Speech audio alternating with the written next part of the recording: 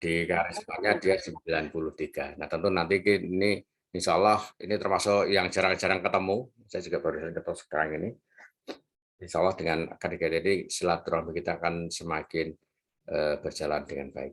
Baik, tidak panjang lebar lagi, monggo waktu sebenarnya saya serahkan kepada Mas Sobek. Silakan Mas Sobek. Terima kasih. Assalamualaikum warahmatullahi wabarakatuh. Waalaikumsalam warahmatullahi wabarakatuh.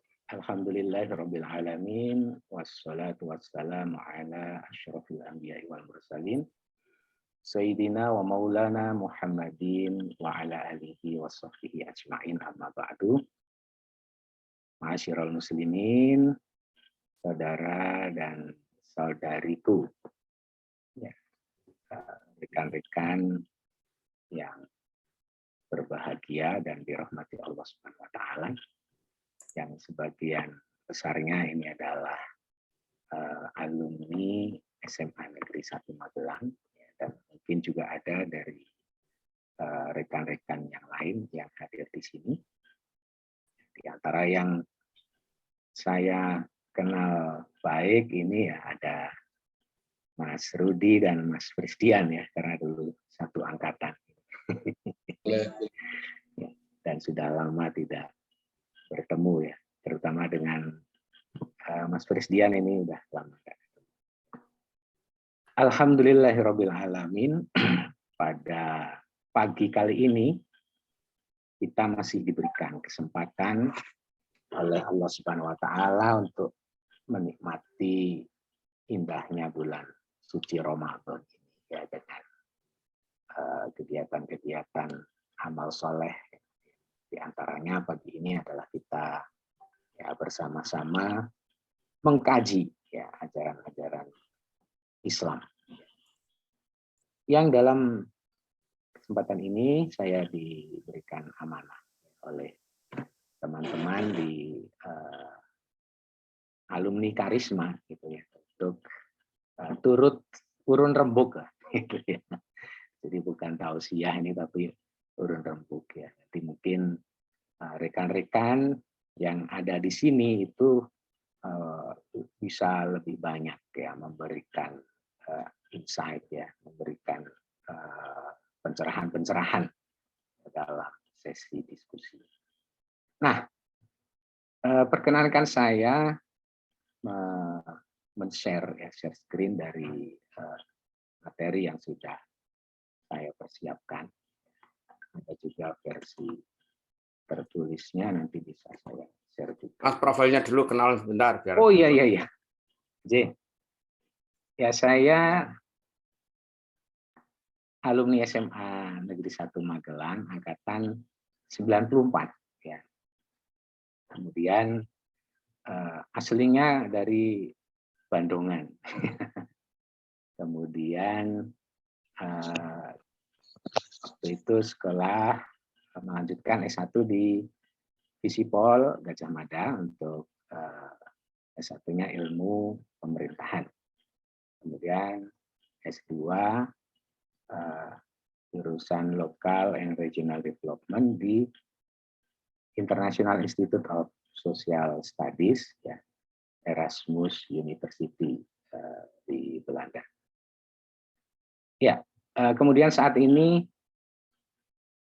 mengabdi di Fakultas Ilmu Sosial dan Ilmu Politik Universitas Jenderal Sudirman di program studi ilmu politik. Jadi saya kira itu sekedar perkenalan dari saya. Selanjutnya kita masuk ke kajian kita yang saya ambil satu tema Islam dan pri kemakhlukan. Jadi bukan sekedar pri kemanusiaan, tapi lebih luas lagi, karena di dunia ini makhluk Allah bukan hanya manusia, gitu ya, tapi juga ada tumbuhan, ada hewan, begitu. Ya, sehingga tema yang saya ambil itu adalah Islam dan pri kemakhlukan. Ya, tema-tema apa namanya sehari-hari kita, ya, bukan tema kajian yang mungkin sangat dalam kayak gitu ya, yang harus disampaikan oleh seorang kiai atau ustadz ya. Tapi ini adalah tema-tema yang apa namanya bisa kita diskusikan bersama-sama. Ya, sebentar saya ini kan dulu.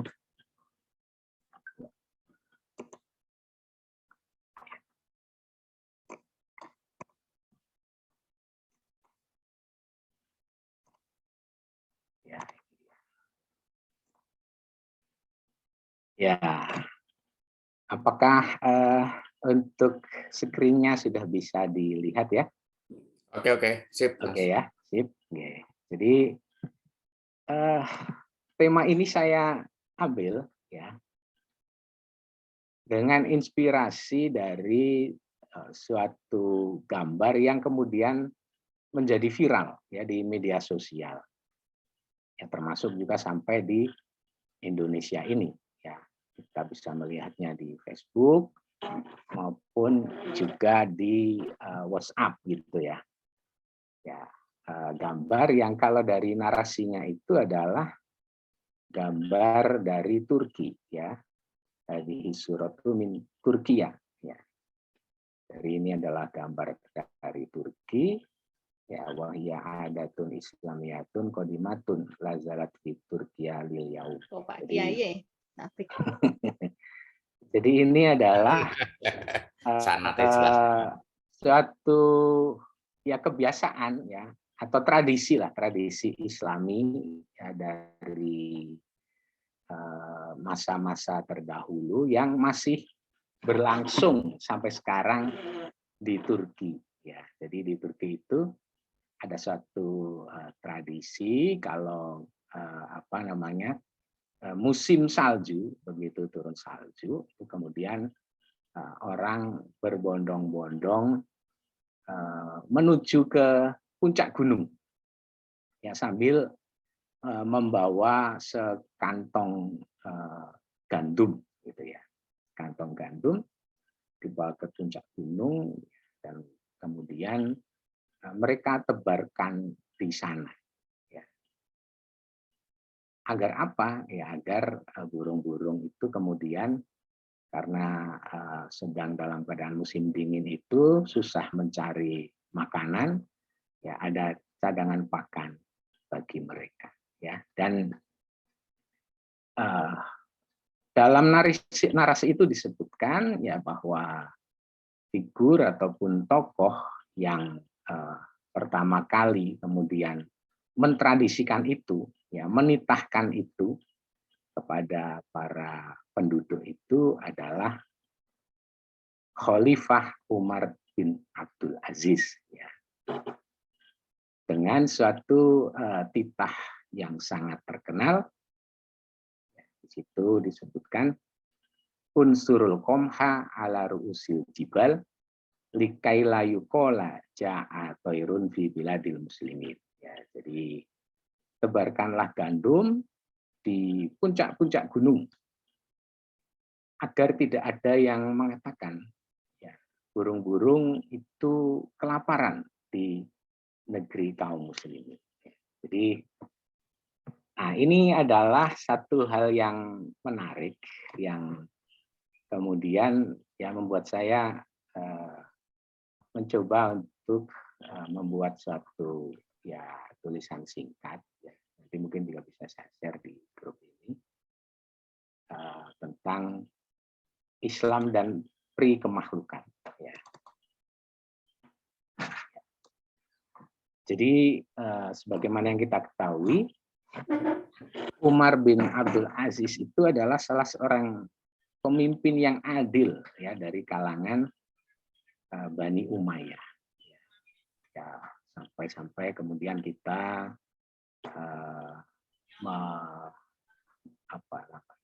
mengetahui ya bahwa di masa beliau itu pemerintah itu kesulitan untuk membagikan zakat gitu kan.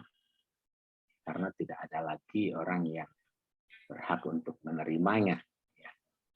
Karena dari sisi kemanusiaan itu kemudian sudah selesai itu, ya kalau ada gandum yang kemudian turah-turah gitu kan bahasa Jawanya itu, diantaranya adalah dibawa ke puncak gunung gitu kan, untuk dibagikan kepada binatang-binatang yang membutuhkan.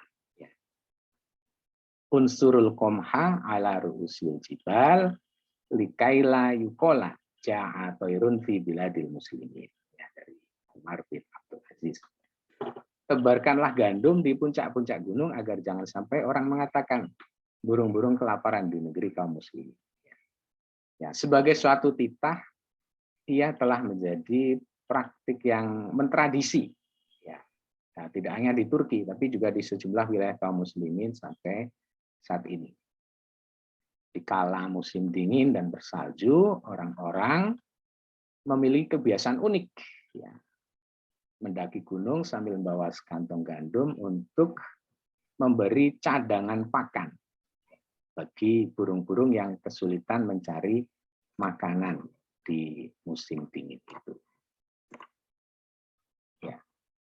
Nah, selain Khalifah Umar bin Abdul Aziz, ya, riwayat lain juga menyatakan kalau awal mula tradisi ini lebih tepat dinisbatkan kepada seorang penguasa, ya, amir dari Kurdistan yang bernama Ahmad bin Marwan. Ahmad bin Marwan itu menurut catatan sejarah besar Ibnu Katsir yang mengapresiasi hasil tata kelola pemerintahannya, disebutkan bahwa negara yang dipimpinnya itu adalah negeri yang paling aman, terbaik, dan adil. Sembari menceritakan bahkan burung-burung liar sepanjang musim dingin juga aman dalam keramah tamahan sang emir. Itu dikatakan sebagai negara terbaik dan adil, misalnya ya sisa-sisanya masih bisa terlihat sampai saat ini, misalnya jembatan 10 lengkungan, ya, Priadeh Diri yang membentang di Sungai Tigris, ya, itu yang dibangun di era Marwan. Sehingga tidak terlalu penting sebetulnya siapa yang memulai titah itu.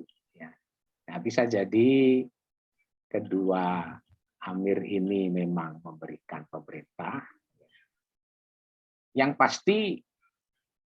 pasti ada sampai saat ini itu titah itu sudah dijalankan dan menjadi suatu kebiasaan baik. Ya. Sudah berlangsung dari ratusan tahun yang lalu dan terus terwariskan dari waktu ke waktu dan menjadi tradisi hingga saat ini. Nah,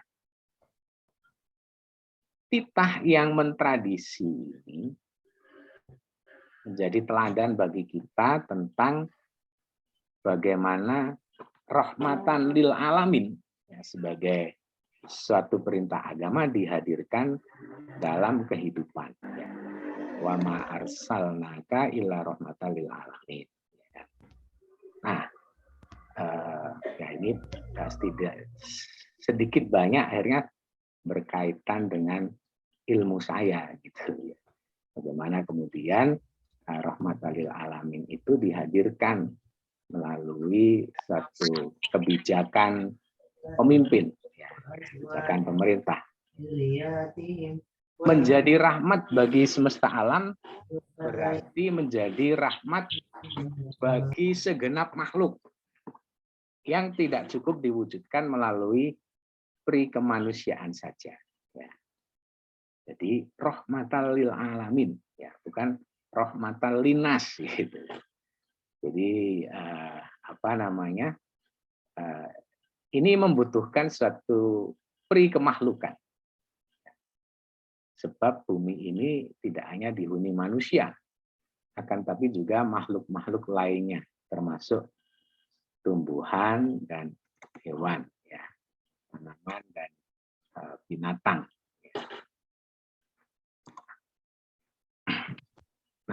Pri kemahlukan dalam Islam.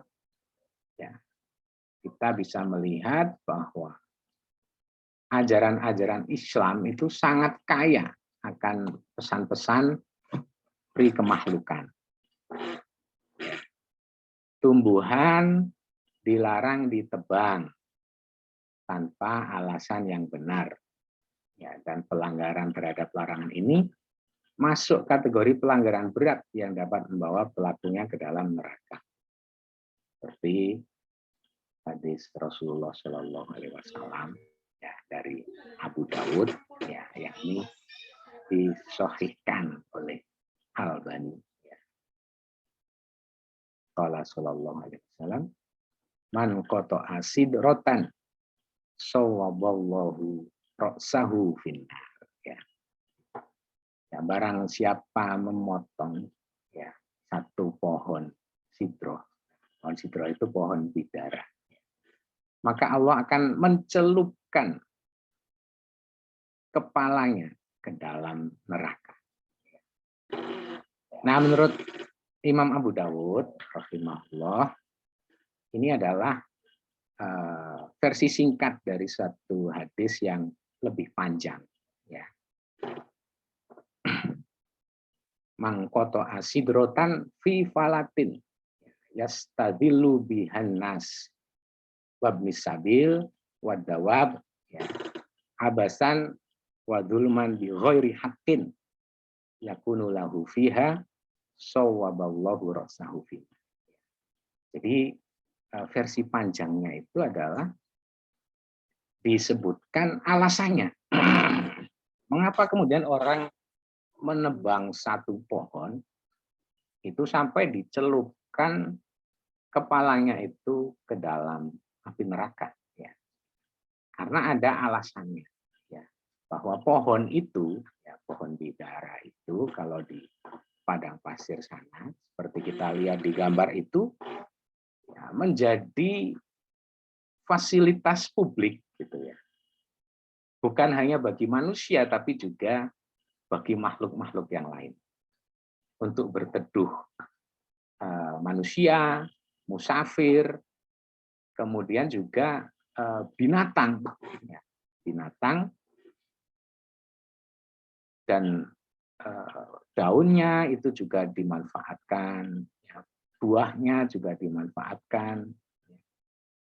Sehingga kalau menebang itu ya dengan cara bighairi haqqin, ya, dengan cara yang tidak hak, ya, dengan cara yang tidak dibenarkan, ya, maka kemudian ancaman berat yang akan ditimpa, ya, akan dimasukkan ke dalam neraka.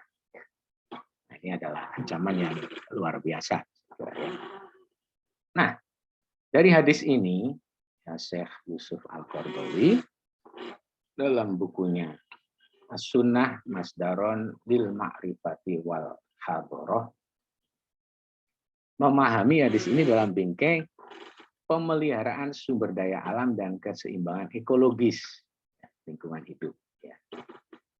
Berdasarkan hadis ini, di mana kehidupan dari sebatang pohon pun sangat dihargai. Ya. Seseorang yang berakal sehat, ya, itu akan dapat melihat bagaimana posisi Islam terhadap illegal logging, perusakan jutaan pohon, ya, dengan penggundulan hutan, ya, tanpa alasan yang hak, tanpa pertimbangan-pertimbangan yang matang, tanpa melihat mafsadat dan manfaatnya, begitu ya. Bahkan mungkin menabrak banyak aturan. Nah, itu akan mendapatkan ancaman sawaballahu ra'sahu. Nah, jadi tidak hanya pada manusia, tapi pada tumbuhan pun yang kita dilarang untuk berlaku sewenang-wenang. Dan Rasulullah itu mengajarkan akhlak pri kemakhlukan ini. Ya, bahkan di dalam masa peperangan. Dan itu terus dilanjutkan oleh para khalifahnya, para penerusnya. Abu Bakar sebagai khalifah pertama misalnya meneruskan wasiat itu dan mentradisikan kepada pasukannya. Kalau ada pasukan mau berangkat, beliau berwasiat, jangan menyakiti kaum perempuan, anak-anak, orang tua, penderita sakit, rahib. Dan yang menarik ini, ya, ada akhlaqur rasul fil huruf ini, wala taqta'u syajaron illa antat turu ilaiha, ya, antat turu ilaiha. Dilarang untuk memotong atau menebang pepohonan. Dilarang untuk menebang pepohonan kecuali ya memang itu sesuatu yang betul-betul harus dilakukan. Ya, juga jelas dilarang untuk membunuh hewan-hewan, ya, wala tadbahu, ya, dan jangan kemudian membunuh ataupun menyembelih ya, hewan-hewan, ya, hewan-hewan, ya, kecuali itu untuk dikonsumsi ataupun untuk dimakan. Ya. Sehingga kita bisa melihat dalam perang pun pri kemakhlukan itu tetap dijaga. Ini dalam perang. Kita bisa bayangkan bagaimana itu dalam keadaan damai. Itu lebih-lebih lagi gitu, dalam perang yang apa-apa itu bersifat darurat, itu juga harus dijaga, ya. Bahkan pohon pun tidak boleh ditebang sembarangan, ya, apalagi di masa darurat, ya. Sehingga ya, saya itu punya pohon klengkeng di depan rumah, ya, sudah 8 tahun, tapi tidak berbuah, gitu kan. Tapi dahannya rimbun, ya, membuat suasana menjadi rindang dan asri. Gitu. Ya, ada tetangga itu yang bilang, wah kalau nggak berbuah, ditebang saja itu Pak Safik. Gitu kan. Saya bersikukuh tidak mau, gitu kan. Ya, karena manfaat pohon kelengkeng yang ada di depan rumah saya itu bukan hanya buahnya, ya. Ya kalau ada buahnya kita bisa sedekah buah. Ya. Kalau nggak ada buahnya, ya kita kan juga bisa sedekah oksigen misalnya, ya. Sedekah keasrian dan kenyamanan lingkungan ya di sekitar gang ataupun jalan depan rumah saya itu.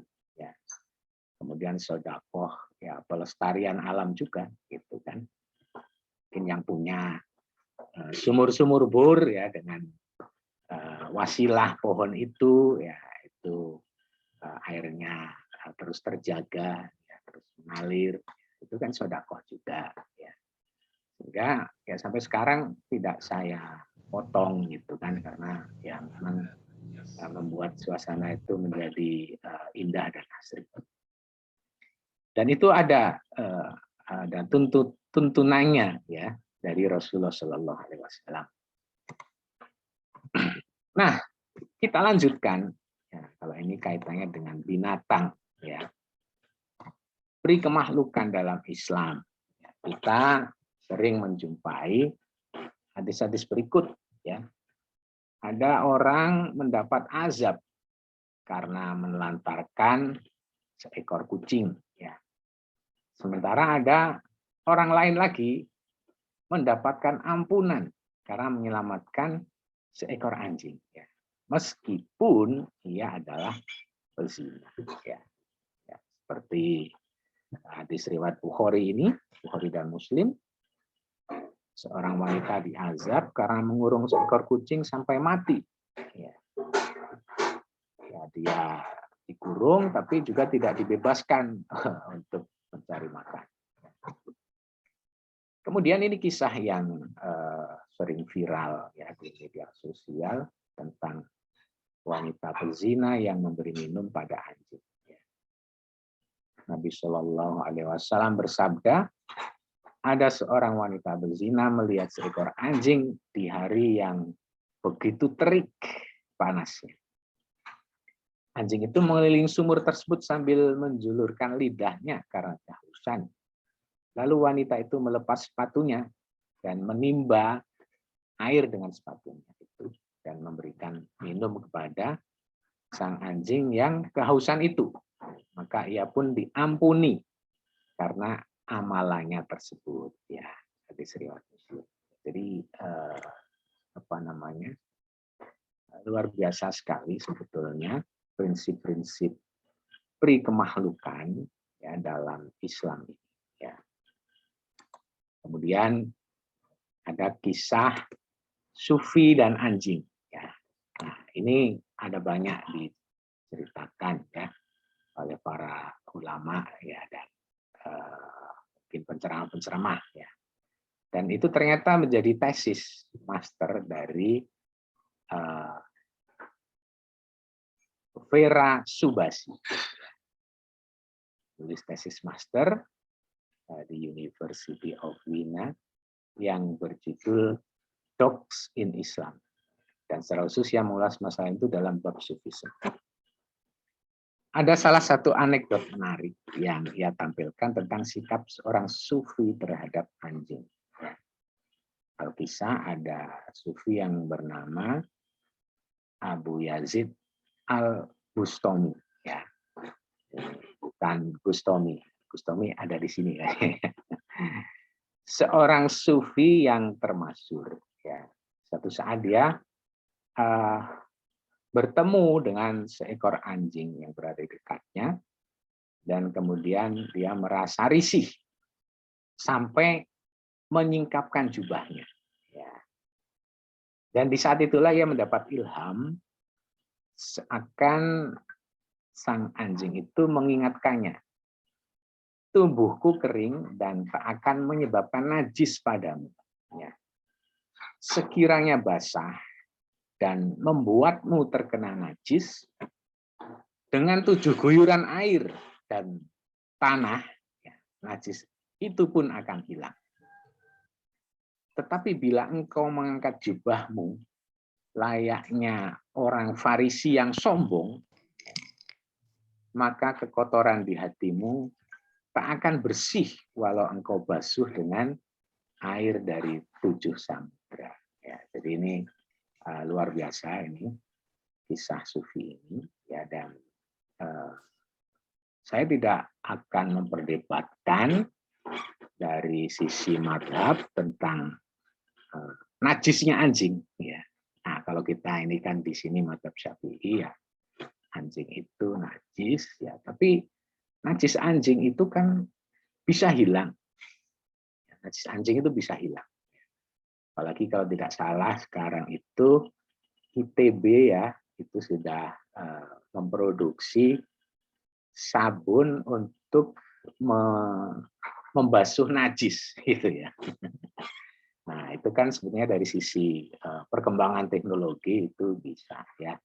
Dan nah sejauh ini saya rasa perlakuan kita kepada anjing itu seringkali tidak beri kemahlukan. Ya. Nah ini saya pengalaman masa kecil saya itu kalau ada anjing masuk di perkampungan kami, ya itu pasti tidak akan bisa keluar lagi, ya karena dia akan mati, ya dikejar-kejar oleh banyak orang. Dan ada satu event ya, yang pernah saya saksikan itu, dia dikejar-kejar oleh banyak orang, kemudian begitu sudah terpepet, dia kemudian dipendungi dan matinya itu dengan ditimpa batu besar. Jadi ini ya sungguh suatu hal yang tidak berperi kemanusiaan. Termasuk mungkin ada kejadian ya, yang pernah juga viral itu ada ustadz yang sengaja untuk menabrak anjing. Ya. Nah, saya melihat bahwa di sejumlah negara-negara maju, ya, misalnya waktu itu saat saya di Belanda, anjing ini sangat bermanfaat untuk kaum difabel. Ya. Orang-orang tunanetra itu bisa berjalan-jalan ya sendiri dengan bantuan anjingnya itu. Jadi persoalan najis itu adalah persoalan yang bisa hilang dengan guyuran air. Ya. Jadi apalagi sekarang ada sabun khusus untuk itu.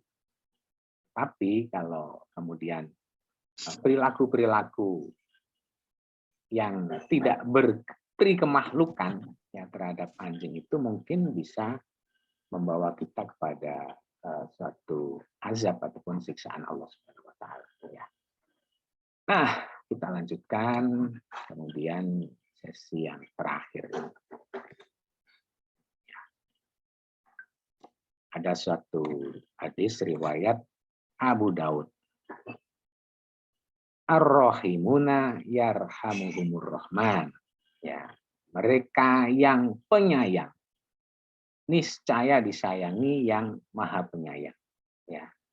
Irhamu ahlal ardi yarhamukum man fis sama. Ya. Sayangilah penghuni bumi, ya, ahlal ardi, ya, penghuni bumi. Ya, penghuni bumi tentu bukan hanya manusia saja. Ya. Penghuni bumi juga ada hewan, ada tumbuhan yang harus kita jaga dari sisi keseimbangan ekologisnya. Sayangilah makhluk penghuni bumi. Ahlal ard yarhamukum man fis sama. Niscaya ya, yang di langit akan menyayangi kalian. Nah, ini saya kira hadis ini adalah dasar yang sangat penting bagi prinsip pri kemahlukan. Nah, yang sayangnya itu dijalankannya adalah di negara-negara lain gitu ya, bukan di negara Indonesia atau di negara kaum muslimin gitu. Saya pernah menemukan bahwa di Jepang itu pemerintahnya itu membangun ya channel ataupun saluran khusus, terowongan khusus ya untuk penyu ya. Karena ternyata rel kereta api yang dibangun di situ itu bertabrakan dengan jalur untuk perjalanan penyu ya, jalur perjalanan penyu, sehingga seringkali banyak penyu yang kemudian menjadi korban ya ketika melintasi rel itu. Nah, oleh karena itu kemudian oleh mereka dibuatkan suatu jalur khusus ya agar tidak kemudian penyu-penyu ini mati ya, ataupun terluka ya, karena kereta yang lewat. Kemudian di Christmas Island misalnya itu juga dibuat overpass ya. Jadi overpass untuk kepiting ya, kepiting merah ya. Jadi karena ada jalan bebas hambatan itu yang memotong jalur mereka juga ya. Sehingga seringkali kemudian para kepiting ini mendapatkan celaka ya, ketika menyeberang itu dibuatkanlah kemudian overpass yang bisa menyelamatkan mereka. pada saat menyeberangi jalan itu. Nah, kita juga melihat di banyak negara-negara maju itu pohon-pohon tua itu sangat disayangi. Ya. Kalau misalnya ada suatu proyek yang melewati pohon itu, biasanya itu kemudian dipindahkan ya dengan teknologi yang ada saat ini ke tempat lain, tapi tetap tidak dipotong ataupun dibunuh. Ya. Dan kalau ada upaya untuk pemotongan itu, ya citizen-nya biasanya kemudian membuat petisi ya untuk menolak penebangan pohon itu.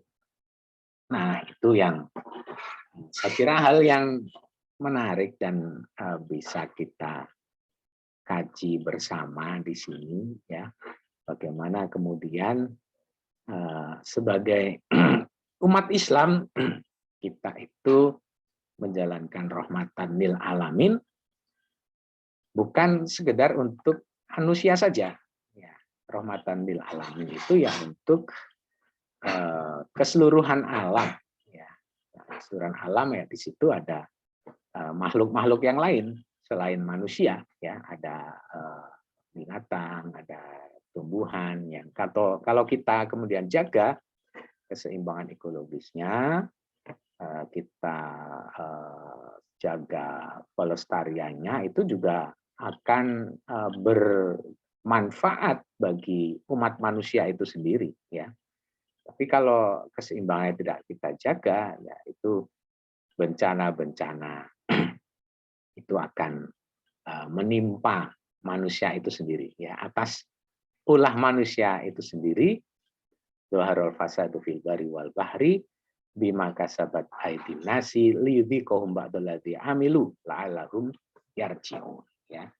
Telah nyata kerusakan yang ada di darat dan di laut, yang itu adalah karena ulah manusia itu sendiri ya, yang ya kita rasakan sampai saat ini, banjir, tanah longsor, kekeringan dan seterusnya ya, karena kita tidak menjalankan rahmatan lil alamin ya. Nah, mungkin itu dari saya sedikit pemantik ya untuk diskusi kita pada kesempatan pagi ini, dan saya yakin rekan-rekan sekalian yang hadir di sini memiliki banyak pengalaman-pengalaman dan wawasan tentang hal ini yang mungkin bisa memperkaya materi yang telah saya sampaikan ini. Demikian dari saya, kurang lebihnya mohon maaf. Billahi taufiq wal hidayah. Wassalamualaikum warahmatullahi wabarakatuh. Dan selanjutnya saya kembalikan pada moderator Mas Teguh Rismanto. Monggo. Waalaikumsalam warahmatullahi wabarakatuh. Terima kasih Mas Ahmad Siddiq atas paparannya, dan luar biasa ini membuka satu sisi yang betul-betul kita menjadi terbuka mata batin kita bahwa nurani kita ternyata memang ada banyak hasil yang selama ini kita anggap sepele, tapi ternyata efeknya luar biasa. Jadi berberi kemalukan dengan rahmat alamin ternyata tidak secara manusia, tapi justru banyak makhluk yang lain yang banyak kita perhatikan. Dan banyak tadi disampaikan dengan contoh yang sudah terjadi di Barat, di mana mereka bisa menerapkan, sehingga kita sering mengatakan, negara Barat itu kok lebih Islami. Mungkin dari hal semacam ini mereka sudah melakukan punya semacam habit yang baik, tapi justru di negara Islam itu mungkin belum banyak dipraktikkan. Baik, demikian. Jadi ini beberapa yang tentu sangat menarik untuk kita diskusikan, dan ini sebenarnya menjadi tidak berbeda atau rangkaian dengan kajian yang kemarin. Jadi kemarin dengan tema-tema seperti teknologi, kemudian lingkungan, kemudian sosiologi, itu semuanya relevan sekali dengan apa yang disampaikan oleh Mas Ahmad Siddiq ini. Baik, ini sebelum nanti ada yang mau melakukan hand raise, saya akan bacakan di chat ya Mas Siddiq. Ya, di chat ini ada yang menanyakan Pertama yaitu dari ya ini materi nanti silakan bisa di-download tuh Mas Sofi, sudah ada materinya. Pertama dari Mas Gustomi. Mas Adik, Mas Adik ini contoh praktek rahmat alamin kok dari luar negeri aja ya. Yang dalam negeri ada enggak, atau jangan-jangan fikih lingkungan begini tidak banyak jadi pengajian ustadz atau kiai kita, sehingga praktek-praktek begini tidak atau belum tampak. Artinya tidak sering banyak dikaji. Gimana kira-kira? Semoga. Ya, langsung saja ya. Jadi kenapa contoh-contoh praktek rahmatal lil alamin ini kok dari luar negeri ya, karena saya itu agak susah mencarinya itu yang dari dalam negeri gitu ya, ataupun juga dari negeri-negeri apa namanya kaum muslimin yang lain. Dan ini tentunya menjadi satu evaluasi ya self examination bagi kita sendiri. Mengapa kemudian rahmatal lil alamin ini bukan kita yang membumikannya ya, mewujudkannya dalam praktek nyata, tapi mengapa malah rekan-rekan kita yang berada di negeri-negeri yang bisa dikatakan sekuler misalnya gitu ya. Nah, mestinya kita, karena kita itu punya dasar-dasarnya ya, punya ajarannya, punya tuntunannya, punya pedoman-pedoman etiknya. Nah, mestinya itu yang bisa untuk dan punya tradisi yang sudah berjalan ya, seperti di Turki ya. Nah, kalau di Turki itu nampaknya juga masih berlangsung ya. Misalnya mereka juga punya tradisi meletakkan air ya di depan rumah mereka, yang itu adalah untuk minum kucing ataupun anjing misalnya gitu ya. Tapi di tempat-tempat lain nah, ataupun di Indonesia ini sendiri ya, kita tentu harus mengakui bahwa itu belum banyak kita jalankan. Ya, bahkan yang terjadi seringkali adalah hal yang bertentangan dengan ajaran peri kemakhlukan itu. Seperti pengalaman traumatik saya di masa kecil tadi. Ada anjing yang dibunuh beramai-ramai. Ya. Atau sekarang ada kucing yang ditelantarkan. Misalnya itu kan banyak sekali. Ya. Ya. Nah itu yang tentu perlu untuk menjadi introspeksi lah bagi kita sebagai umat Islam. Mbak Tersun. Yang selanjutnya dari Mas Azhari, tradisi menebarkan gandum tersebut masih ada di Turki sampai sekarang kah? Apakah juga merata menjadi di daerah di Turki? Kalau di negara lain di mana saja, mengapa yang kedua, mengapa ajaran-ajaran Islam yang indah dan selalu sesuai dengan kondisi saat ini seperti melarang menebang pohon secara sewenang-wenang itu tidak dipahami oleh umat untuk saat ini dan tidak dijalankan? Itu kira-kira bagaimana? Yang pertama ya, artinya kalau ada berita di televisi tentang hal itu, kemudian foto-foto yang viral tentang hal itu, berarti tradisi itu masih berlangsung ya sampai saat ini. Dan yang saya baca itu tidak hanya di Turki, tapi juga di wilayah-wilayah sekitarnya ya. Di Syria itu juga ada tentang hal itu, dan ya di wilayah-wilayah yang dulu merupakan kekuasaan Bani Umayyah di masa di masa Khalifah ya Umar bin Abdul Aziz ya, ataupun juga di Kurdistan itu ya, tentu karena sudah mentradisi dari ratusan tahun, di sana masih berlangsung ya. Kemudian mengapa ajaran-ajaran Islam yang indah dan selalu sesuai dengan kondisi saat ini, seperti melarang menebang pohon secara sewenang-wenang, tidak dipahami oleh umat? Ya karena mungkin belum banyak disosialisasikan lah istilahnya. Ya.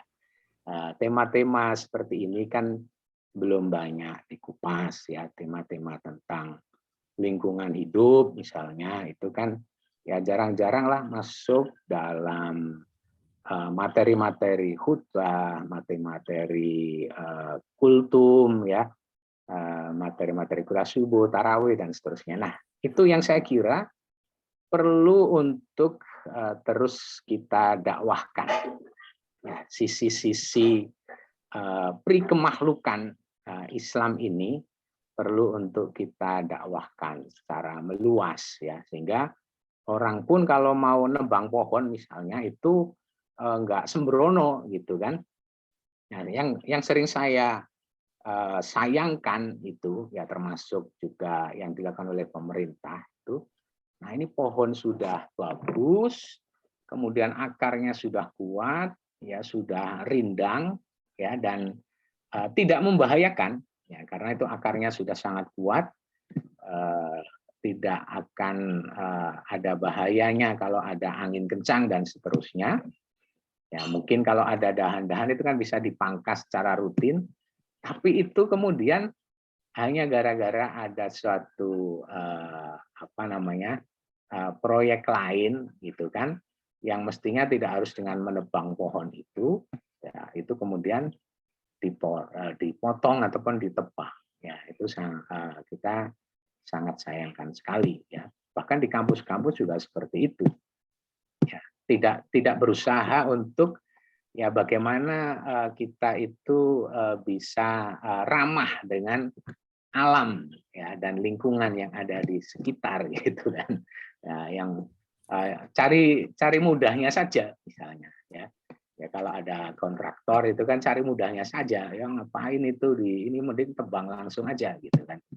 Ya, padahal untuk menumbuhkan lagi itu butuh puluhan tahun gitu kan untuk bisa sama kualitasnya seperti itu. Kalau nebang mungkin 1 hari selesai gitu kan, dengan sensor, dengan begu gitu, 1 hari selesai. Tapi pertimbangan-pertimbangannya jangka pendek. Nah, itu yang sering terjadi.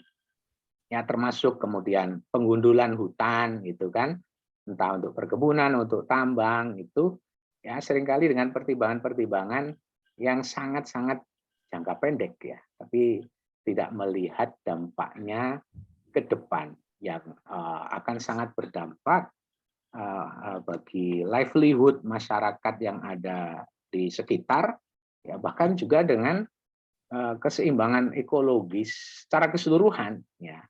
Ya mungkin di sekitar itu kemudian karena tambang ya yang kalau dilihat dari manfaatnya ya tetap ada manfaatnya, tapi mungkin dari mafsadatnya itu lebih banyak mafsadatnya ya, mata air menjadi kering misalnya ya, atau kemudian timbul bencana banjir dan kekeringan maupun longsor kayak itu tidak banyak dipertimbangkan ya.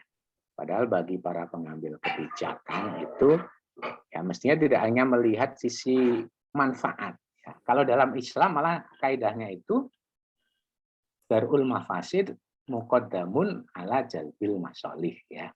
Jadi menolak kemadorotan ya, menolak kerusakan itu harus didahulukan daripada mengambil manfaat ya, mengambil maslahat gitu ya. Jelas itu mungkin di Wadas itu ada manfaatnya gitu kan, tapi mafsadatnya apa sudah dilihat misalnya secara keseluruhannya bagaimana gitu kan ya. Kalau itu kemudian membawa mafsadat ya, kaidahnya itu adalah darul mafasid tadi ya, menolak mafsadat itu, jangan hanya melihat manfaatnya saja, padahal itu jangka pendek, sementara jangka panjangnya itu sangat merugikan.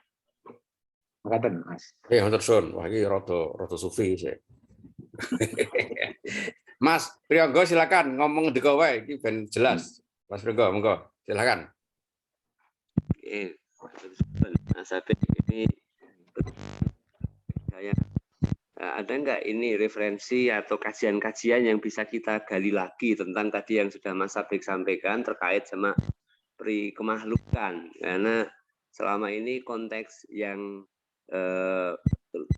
saya pahami di dunia ekonomi itu memahami rahmatan lil alamin nggak sampai sejauh itu kan, menggampung zikir, fikir. Tapi untuk konteks ke alam semesta ini referensi kita sangat kurang. Kalau bisa di-sharekan nanti, Mas Suwun. Ya ada itu ya, referensi-referensi tentang itu saya kira sudah mulai ada, meskipun memang masih terbatas gitu ya. Tapi itu ada, dan kalau kita mau menggali juga ya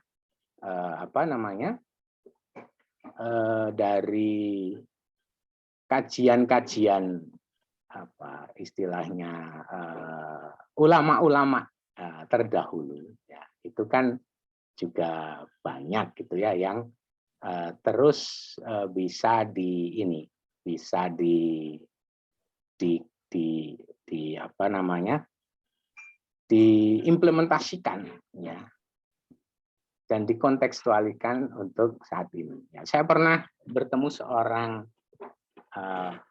profesor ilmu lingkungan ya. Saya kira itu beliau ya, kalau dari sisi ideologinya ya bisa disebut sekuler ya. Tapi beliau itu menarik itu menyampaikan ya, ini Pak Sabik ya, sebetulnya itu kan dalam hukum-hukum yang ada dalam ajaran Islam itu selain wajib dan haram, kemudian makruh ya, juga ada syubhat gitu kan. Ada syubhat ya, makruh mubah, ada syubhat. Nah, dia itu bisa memahami ya bahwa syubhat itu kalau dalam kajian saya ya, dalam ilmu lingkungan itu bisa masuk dalam precautionary principle gitu ya.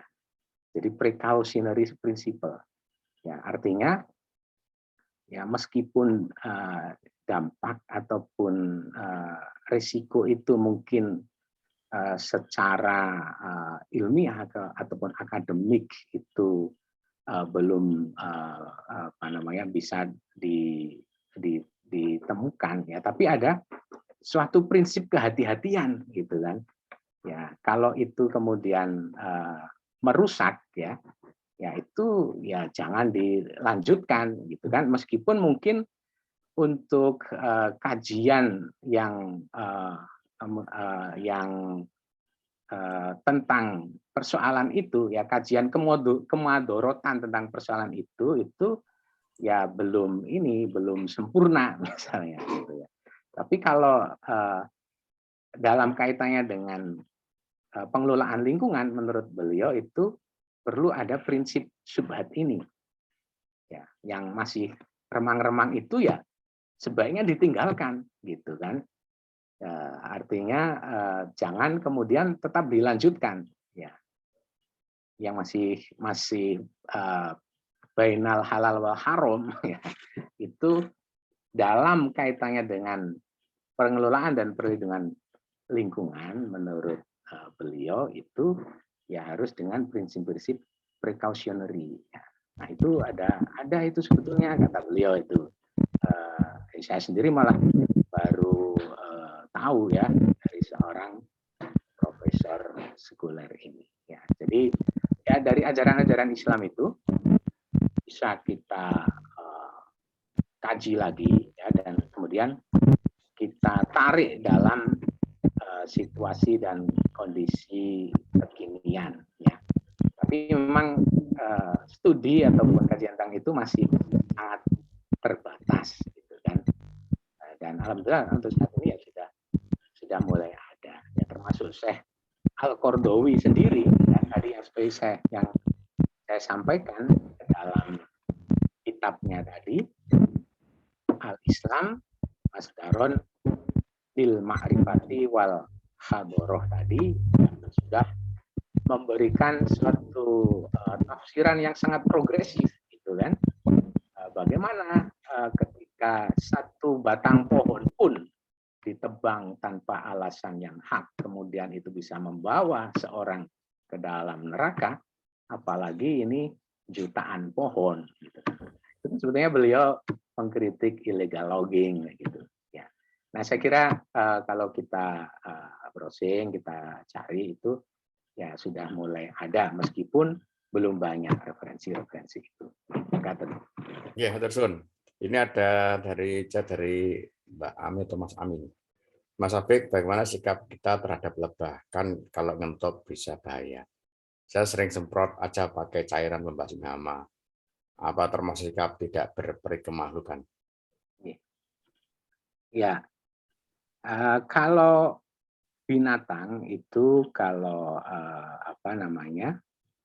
membahayakan, ya itu tentu kita diberikan ruang gitu kan untuk kemudian menghindarkan diri dari bahaya, ya, termasuk misalnya ular, kemudian mungkin lebah gitu kan, dan kalau masih memungkinkan ya bahwa binatang-binatang itu kemudian bisa pergi ataupun bisa diusir ya dengan cara-cara yang lebih berperi kemahlukan, tentunya itu dianjurkan ya untuk melakukan itu ya. Tapi kalau memang tidak memungkinkan dan kita itu diajarkan untuk menghindari bahaya ataupun madorot ya, ad-dororu yuzalu ya.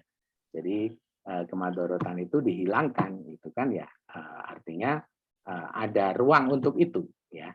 Jadi kalau memang membahayakan ya bisa untuk disemprot, saya kira begitu. Oke, Tersun. Ini dari Mbak Vidi, itu pendidikan karakter sejak dini dimulai dari keluarga, sekolah dan masyarakat. Mereka malukan bagus diajarkan dalam parenting juga. Gimana komentar Mas Abik? Ya, saya kira betul itu. Artinya semua hal itu kalau dibiasakan sejak dini, ya itu akan menjadi satu habit, gitu kan. Artinya orang melakukannya itu ya sudah seperti tarikan nafas, gitu ya. Ya kayak orang-orang Jepang misalnya ya, sering kita lihat meme-meme di medsos itu ya, kalau mereka lihat antrian itu kemudian kepengen antri gitu kan. Ya itu kan karena dibiasakan dari sejak kecil gitu kan anak-anak itu untuk menghormati antrian ya, tidak menyerobot antrian ya, sehingga kalau lihat ada antrian itu kepengen antri gitu kan. Nah, ini juga bisa diajarkan kepada anak-anak kita, cucu-cucu kita ya, generasi-generasi muda dari sejak kecil menyayangi binatang misalnya ya. Ya, sekarang ada street feeding gitu ya kalau nggak salah ya. Jadi mungkin dia tidak bisa memelihara kucing di dalam rumah, ya tidak apa-apa, tapi kemudian memberi makan kucing-kucing di jalanan misalnya. Nah, itu kan anak sedari kecil sudah bisa dididik untuk melakukan itu ya. Ya, kalau di di negara-negara Eropa atau di Singapura tadi disampaikan ya di dalam chat itu, ya itu kan sebuah keluarga misalnya itu menyisipkan sejumput daging ataupun segenggam gandum gitu kan di dekat jendela gitu kan untuk burung-burung gitu kan. Anak-anak kan bisa diajari itu ya. Atau kalau pas pergi ke taman misalnya ya sangu makanan burung itu kan, ada burung dara di situ ataupun ada binatang apa di situ ya. Anak-anak mulai diajarkan dari kecil, saya kira itu sangat bagus sekali. Ya, termasuk juga kaitannya dengan pohon tadi, tanaman tadi. Ya, kita punya pekarangan walaupun sekecil apapun gitu kan. Nah, itu kita usahakan untuk ditanam. Ya. Kemudian kalau nggak punya pekarangan apapun ya pakai pot misalnya gitu kan. Nah, kemudian anak-anak juga diajarkan untuk turut memeliharanya ya. Jangan sampai kemudian punya tanaman bunga tapi kemudian tanamannya itu kering karena tidak ada yang menyirami. Saya kira itu betul dan saya setuju dengan apa yang disampaikan Mbak Bibi tadi. Oke, Matur suwun. Mas Rahmat, monggo. Silakan. Nanti Mas Abdul. Ya, terima kasih Mas Teguh. Dari pancingannya Mas Habib ini ada pertanyaan yang lanjutan nih Mas Habib. Mas Habib jenengannya dulu pernah jadi Wadek 1 ya di FISIP ya? Wadek 3. Oh iya, Wadek 3 kita kan pernah ketemu. Gini. Jadi gini Mas, tadi betul kata Mas Tommy itu ya, mohon maaf saya agak gergeten tuh kalau contohnya luar negeri terus begitu. Ya, Sementara kita tinggalnya kan di dalam negeri. betul. Realitas itu realitas yang ada di sekitar kita. Ya. Memang saya pernah dulu, profesor saya itu ngajari kalau orang Jepang itu selalu menghormati barang-barang yang dia punyain. Jadi apapun ya, kayak ballpoint itu sebelum dibuang itu dia berkata dengan ballpoint itu, terima kasih ballpoint, gara-gara kamu saya jadi kaya begitu. Tapi mohon maaf saya buang di sampah begitu. Semua benda itu seperti itu. Ini yang saya lihat spiritualitas mereka memang lebih keren ya daripada kita. Kemudian yang kedua, kok saya melihat kegagalan kita untuk mengobjektivasi Islamic values di dalam kerangka kearifan ekologi ya. Itu karena kita cenderung Islam murni. Dikit-dikit selalu dihubungkan dengan teks. Kalau itu bertentangan dengan teks, kita jadi nggak nyaman dan merasa berdosa. Padahal kalau kita integrasikan antara spiritualitas semua agama maupun budaya itu ada kaitan. Jadi misalnya gini, oke lah, mungkin saya bukan orang yang ini ya, bagian dari fikih itu. Jadi gini, di Jawa misalnya, Jawa kan juga kaya dengan spiritualitas. Misalnya Memayu Hayuning Bawono. Memayu Hayuning Bawono itu kan luar biasa. Karena kita akan memperindah, memperelok dari alam semesta ini. Nah, teman-teman saya di Batu banyak yang memiliki prinsip Memayu Hayuning Bawono. Dan meskipun dia bukan Islam, atau dia kejawen. Kemudian yang kedua, Punden. Punden ini kan sebenarnya solidaritas transgenerasi. Kita jadi tahu masa lalu, suguh atau selamatan di Punden adalah hidup hari ini, dan kita memikirkan dan merawatnya terus untuk masa depan. Jadi dengan adanya Punden, maka wilayah-wilayah yang akan dieksploitasi menjadi dihambat, menjadi tidak jadi. Ini kan spirit Punden, ini kan spirit konservasi sebenarnya ya. Tradisi Wingit juga begitu. Tidak gampang merusak sumber daya alam, karena takut akan kena kualat. Kemudian tradisi Sukwangan ya, di Sukwangan itu kan kerja bakti, membersihkan selokan-selokan. Tapi hari ini gara-gara, mohon maaf ya, Islam murni begitu. Nanti bisa dikoreksi Mas Safi kalau nggak setuju. Islam murni lah, Islam murni. Jadi semua dilihat dengan fikih. Jadi kalau di Muhammadiyah itu kan ada pendekatan irfani begitu ya. Pendekatan irfani itu kan pakai hati nurani, pakai rasa. Jadi kita Islam Jawa sebenarnya kita mengakui ada jagat gede dan jagat cilik, makrokosmos dan mikrokosmos. Dan ini menurut saya ada kesamaan sofistik dengan Islam. Tapi karena kita ingin totalitas dalam Islam termasuk dalam fikih, akhirnya kita menjaga jarak dengan budaya kita itu. Jadi solusinya menurut saya, kita perlu revolusi kebudayaan. Kita mengintegrasikan antara etik-etik yang ada di Indonesia ini, di Nusantara ini, Islam, Jawa, begitu, Hindu, Buddha, gitu ya. Dalam semangat solidaritas bersama untuk menjaga alam semesta.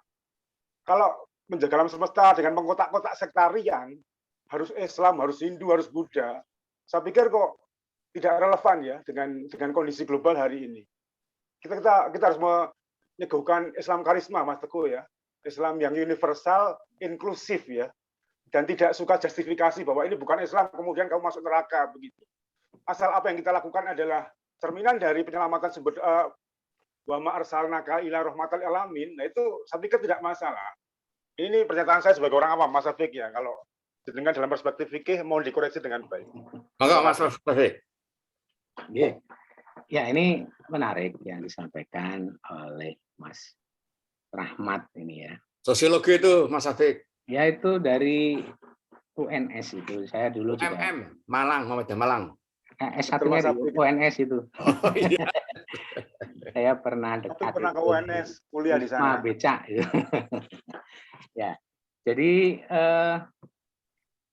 yang pertama ya, jadi tadi ya mungkin betul yang disampaikan oleh Mas Rahmat tadi, bahwa mengapa contoh-contohnya itu adalah contoh-contoh dari negara-negara maju misalnya ya karena memang yang sekarang sedang membumi itu adalah di sana.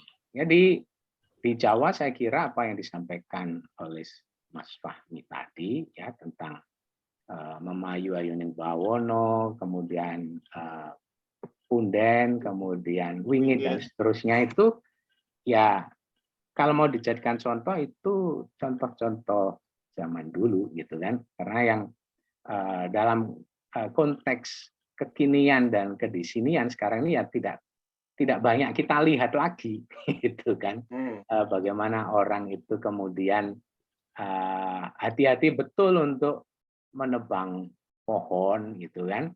Nah, misalnya pohon beringin yang di bawahnya ada mata air gitu kan. Ya, ada tok mata air gitu kan. Nah, mungkin sekarang orang lebih lihat aspek komersilnya ketika ada yang mau kayunya misalnya, yang punya itu mungkin bisa menjual pohon beringin itu gitu kan, tidak melihat lagi bahwa itu di bawahnya ada mata air. Nah, kaitannya dengan konsep-konsep Jawa tadi, nah saya kira ya kita harus memaknai ataupun menyikapinya secara arif gitu kan. Jadi kalau mau objektifikasi seperti yang disampaikan oleh Mas Rahmat tadi ya mungkin ini juga yang dipakai oleh Pak Kunto gitu ya, Kunto Wijoyo konsep ini. Ya kita ambil dari sisi substansinya. Ya, wingit misalnya, ya konsep wingit angker gitu kan di desa-desa ya itu dulu memang menyelamatkan ya pohon-pohon besar itu dari penebangan ya yang saya kira leluhur itu dulu mengambil konsep wingit itu adalah mengambil cara yang sederhana gitu kan agar orang itu manut gitu loh ya.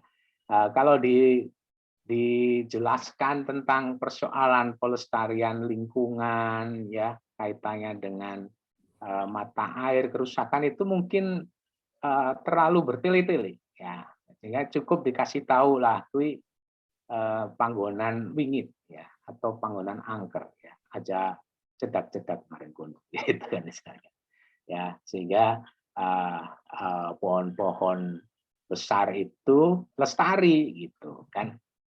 Nah mungkin kemudian ada kesalahan bisa dibilang sebenarnya kesalahan cara dakwah gitu ya, jadi bukan Islam murni saya kira gitu ya, cara dakwah yang kemudian melihat ketika satu pohon itu dikasih sajen ya kemudian disembah-sembah gitu dianggap itu sebagai suatu hal yang syirik dan kemudian ditebang.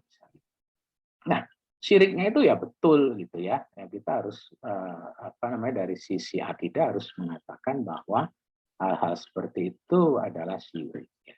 Tapi tugas kita sebetulnya adalah bagaimana bukan kemudian dengan menebang pohon itu, ya, tapi bagaimana kemudian memberikan pemahaman agar orang itu bisa memahami substansi, ya.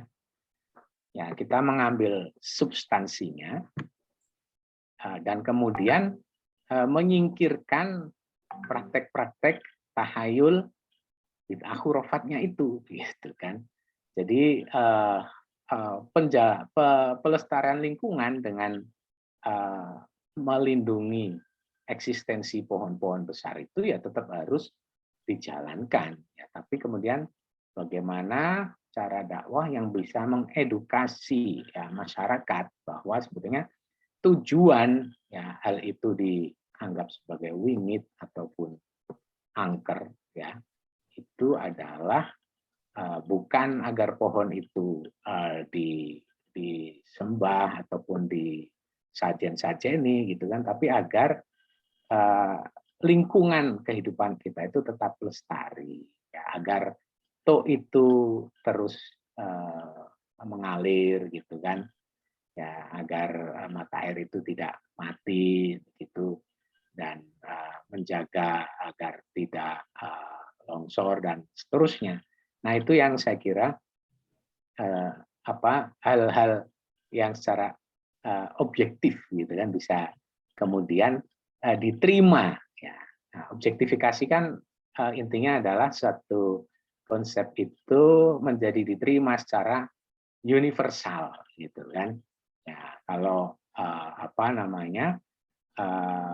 suatu minuman keras misalnya itu kan memang ajaran Islam ya bahwa itu adalah haram, dilarang, tapi bagaimana kita mengobjektifikasikannya sehingga orang-orang lain juga itu melihat secara universal bahwa itu memang dilarang gitu kan, sehingga ya di negara-negara barat itu pun juga yang namanya minuman keras itu dibatasi, ada perdanya, ada undang-undangnya gitu kan.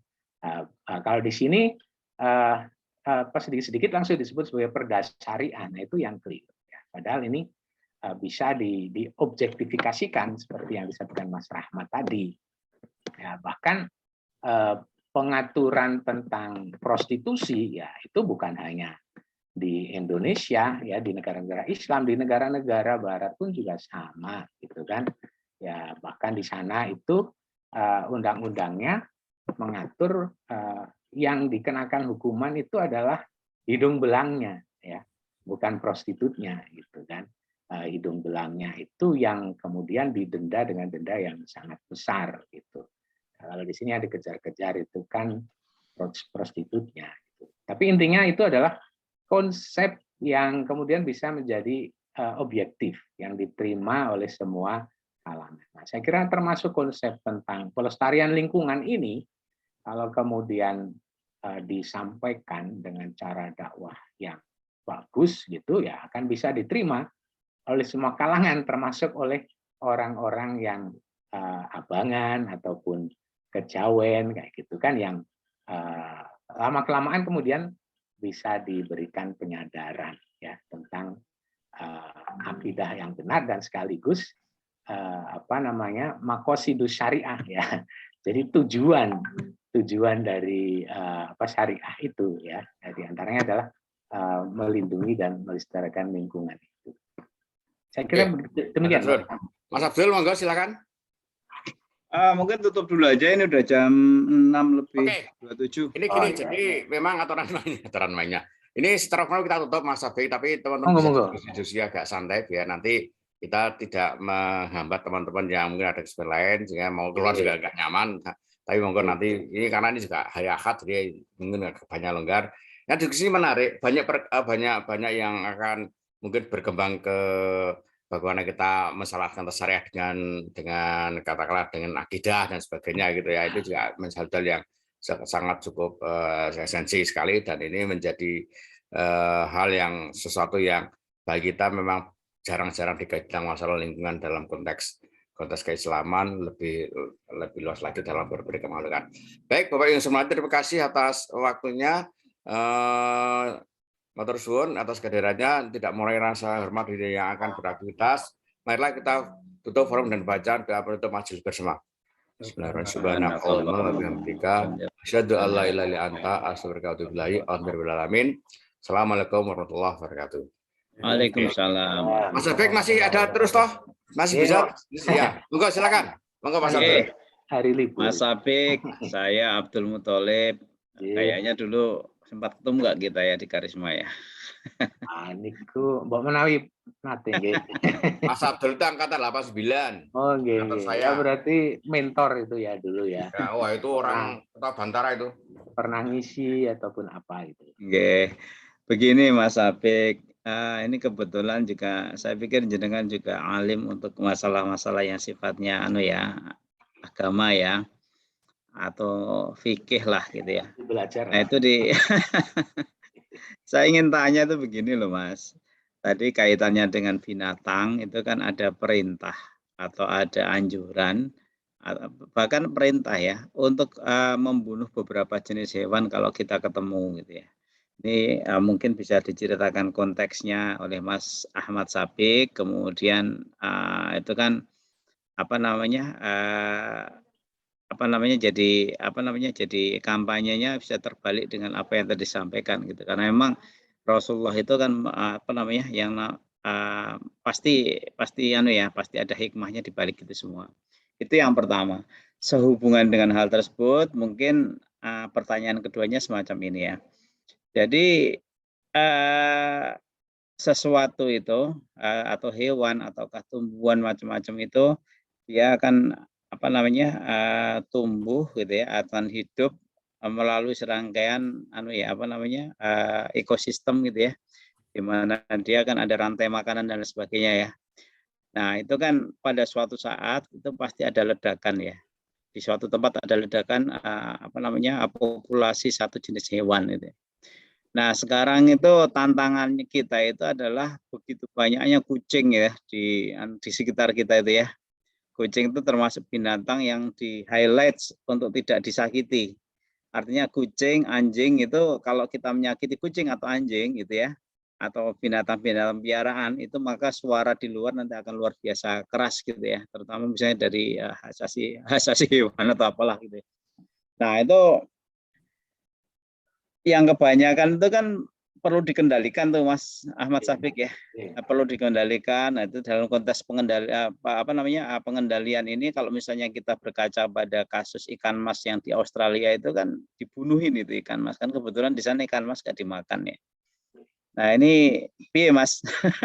Monggo silakan. Ya, jadi ya memang betul yang disampaikan tadi tentang adanya binatang-binatang yang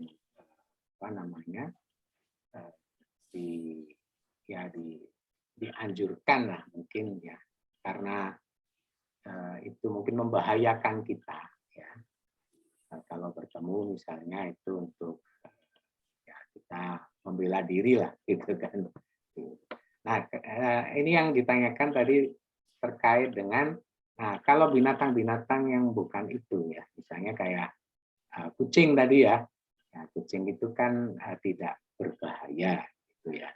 Nah, itu kalau populasinya sudah sangat berlebihan bagaimana? Itu ya kira-kira Pak ya, Mas Abdul ya. Nah ini menarik ya, karena memang ya kalau dalam daur kehidupan misalnya ya, kucing ini kan memang tidak ada predatornya. Sementara kalau binatang-binatang yang lain itu mungkin ada predatornya. Ya. Nah, saya sendiri belum membaca tentang hal-hal itu ya, tentang bagaimana untuk menyikapi itu. Nah, yang pertama ketika suatu binatang itu menjadi overpopulasi, apakah itu adalah kesalahan kita sendiri manusia ya, yang tidak menjaga keseimbangan alam sehingga siklus kehidupan itu tidak berjalan dengan semestinya, atau memang karena kejadiannya seperti itu. Nah, kalau manusia overpopulasi itu kan ada tindakan untuk mencegahnya atau menanganinya ya dengan keluarga berencana gitu kan. Ya, kalau kucing mungkin juga bisa gitu kan.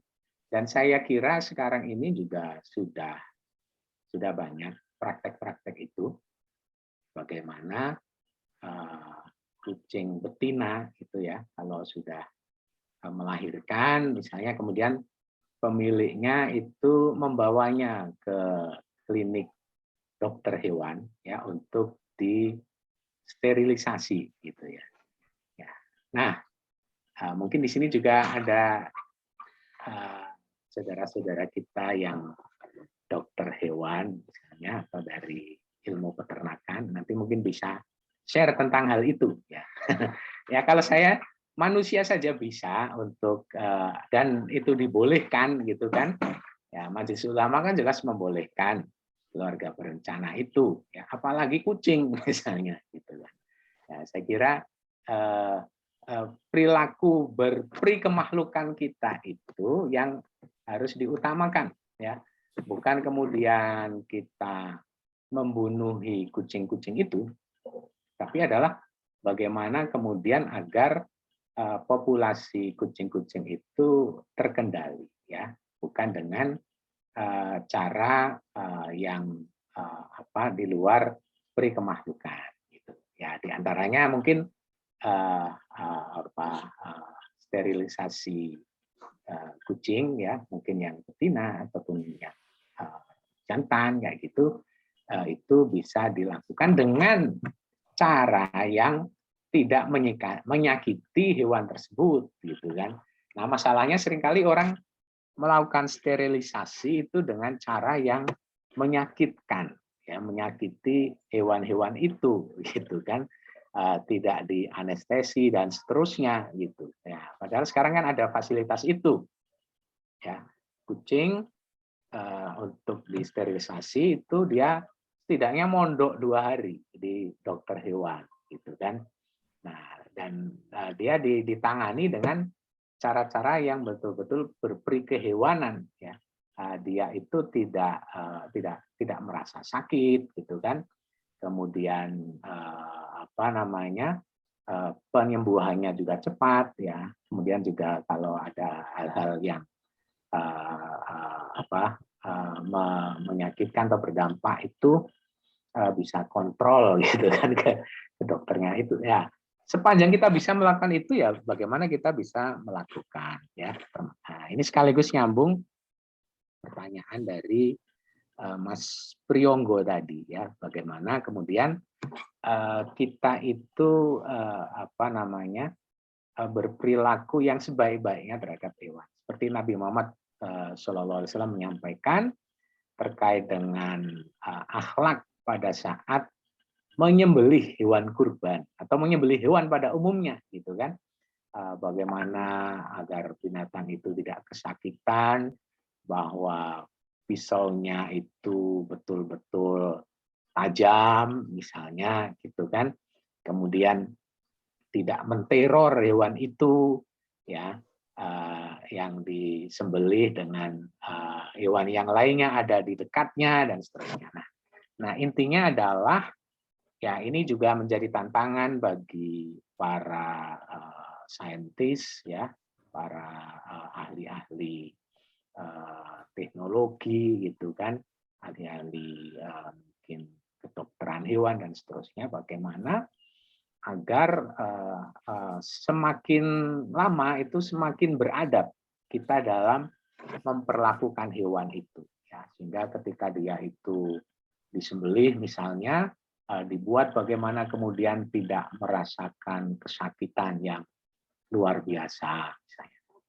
Atau binatang yang berbahaya bagi kita, ketika kita akan memusnahkannya itu adalah dengan cara pemusnahan yang berakhlak gitu kan ya, dan bukan dengan cara-cara yang menyakitkan mereka gitu.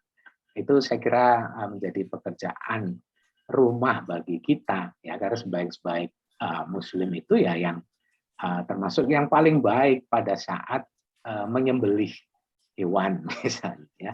Nah, itu saya kira hal yang sangat perlu untuk kita elaborasi lagi, tidak hanya dari sisi fikih, tapi juga dari sisi bagaimana pelaksanaannya di lapangan gitu kan, yang disampaikan Mas Abdul tadi, bagaimana kita tidak harus memusnahkan ya binatang-binatang yang overpopulasi itu, tapi bisa kemudian mencegah ataupun menangani overpopulasinya dengan cara yang beradab gitu kan.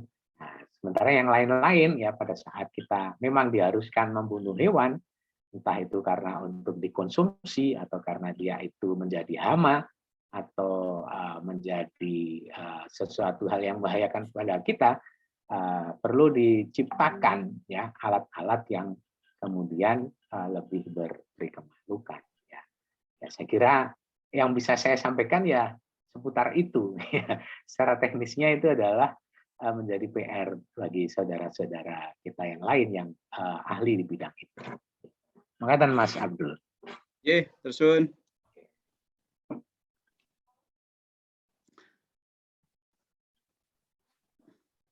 Terus ini nyambung nih ya, mumpung belum ada yang nanya lagi. Itu kan masalahnya bukan di kucing rumahan ya, masalahnya kan ada di kucing-kucing yang liar itu. Jadi jadi itu mungkin perlu memang Pemda atau apa. Tapi saya pernah melihat bahwa suatu saat itu pernah Pemda itu memang nembakin Mas, tembakin dia itu. Jadi memang karena susah dikendalikan, ada laporan gitu, terus Satpol PP-nya datang, ditembaki pakai itu senapan angin. Ya, itu bisa juga menjadi masukan ya bagi rekan-rekan yang saat ini diberikan amanah ya untuk duduk di jabatan publik ataupun pemerintahan, yang saya kira di antara kebijakan-kebijakannya ya perlu juga menyentuh masalah-masalah beri kemahlukan ini gitu ya. Nah, itu yang saya itu dulu sempat heran ya waktu awal-awal di Belanda itu melihat ini binatang yang berduri itu terenggiling namanya. Landak. Oh, landak ya. Itu ada landak di taman gitu loh. Ada landak itu masih bisa hidup gitu kan di taman, dan itu ternyata aman gitu kan. Kalau burung, kemudian angsa, bebek itu ya udah biasa kita lihat di sungai ya, dan mereka memang mungkin dipantau oleh pemerintahnya ya agar kemudian tidak overpopulasi kayak gitu ya. Dan kalau di sini mungkin udah jadi buruan orang gitu. Nah, itu yang kita idamkan ya, bagaimana kemudian kita bisa hidup selaras dengan makhluk-makhluk yang lainnya ya. Tentunya itu tidak hanya menjadi tugas kita sebagai warga negara, tapi juga tugas negara juga gitu kan. Bagaimana negara itu ya mampu untuk melindungi makhluk-makhluk Allah di muka bumi ini ya. Bukan, kalaupun akan melakukan pengendalian itu ya dengan cara-cara yang manusiawi ya, cara-cara yang hewani gitu kan, yang tidak menyiksa ya mereka ya, dengan misalnya tadi ditembakin dan seterusnya ya. Ada banyak cara lain yang mungkin lebih tidak memberikan siksaan pada mereka. Ya, kecuali memang sudah sangat darurat misalnya ya. Kalau darurat itu sudah lain lagi. Yang menarik tadi itu ya sampaikan oleh Mas Rahmat tadi. Jadi Mas Rafi. Jadi dalam konteks ke lingkungan dan juga kemudian di mana sosial masyarakat kita habitnya dari dulu, ajaran-ajaran dulu berangkat dari multi agama dan kemudian ditarik menjadi budaya gitu ya. Itu punya semacam kebiasaan yang seperti tadi itu, misalkan wingit, bahasa-bahasa itu. Tapi kemudian yang menjadi cara kita adalah kadang-kadang itu kan cukup berseberangan atau berkontradiksi dengan ajaran Islam dalam konteks akidah gitu ya. sehingga itu menjadi sangat tidak mudah untuk mengimplementasikan atau menjadikan selaras gitu ya. Jadi ini sebenarnya relevan apa yang disampaikan di chat ini dari Mas Chandra gitu ya. Mas Chandra itu mengechat bahwa bagaimana mengadopsi esensi dari budaya dan diharmonisikan dengan akidah dalam Islam. Ini seperti yang saya pikir yang implementasi menjadi tidak sederhana, sehingga tadi muncul ada istilah-istilahnya Islam murni yang mungkin sangat anu banget ya, tidak begitu istilahnya kaku. Artinya dalam konteks bahasa orang kan, wah itu kurang rahmatil alamin ya gitu ya. Semacam ini muncul seperti itu.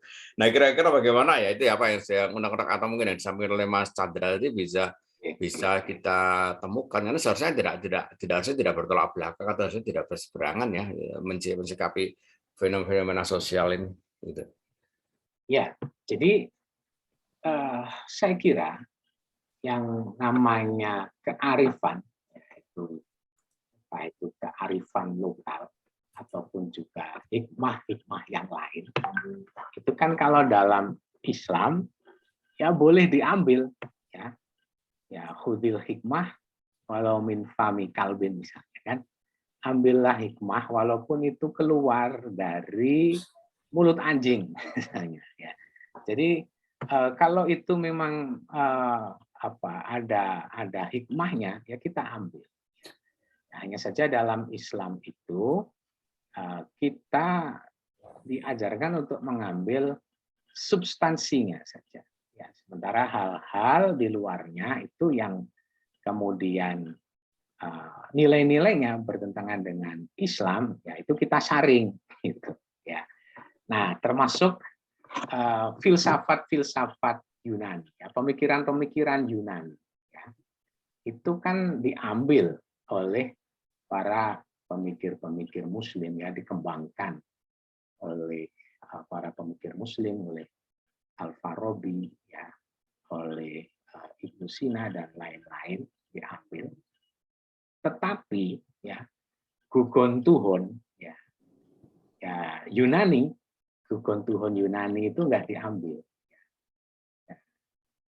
Jadi kita bisa melihat bahwa ya dalam karya-karya para pemikir Muslim atau filsuf Muslim itu ya filsafatnya diambil, tapi cerita-cerita, dongeng-dongeng atau mitologi Yunani itu kan nggak diambil, gitu kan, disingkirkan. Makanya nggak ada itu di kitab-kitabnya Al-Farabi ataupun Al-Ghazali, Ibnu Sina misalnya, itu yang menyinggung-nyinggung tentang dongeng-dongeng Yunani ya, Dewa Zeus gitu misalnya, nggak ada, atau Cupido dan seterusnya itu kan nggak ada. Ya, jadi kita ambil substansinya, tetapi kemudian hal-hal yang bertentangan dengan ajaran Islam, ya kita Islam itu ya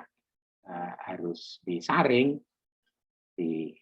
difilter ya, dan diluruskan. Ya, termasuk juga dengan kearifan-kearifan lokal kita ini.